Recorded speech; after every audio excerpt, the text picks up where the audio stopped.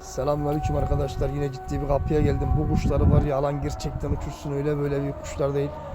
Şöyle kuşları da göstereceğim beyler.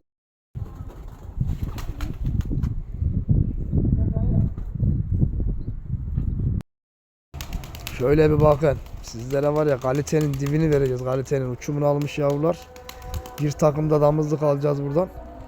Bu kuşlar alanlar da beni unutmasın arkadaşlar. Kalite toplamaya devam, siz değerli dostlarım için. Kuş uçuracaklar, kesinlikle kaçırmasın. Kesinlikle. Benim adım Kekeveyim, boş kuş toplamam biliyorsunuz. Kalite nerede? Ben oradayım. Bu damızlıklar alalım da kuşçu olur. Yine söylüyorum, yine söylüyorum. Bir maşallah gelsin yalnız.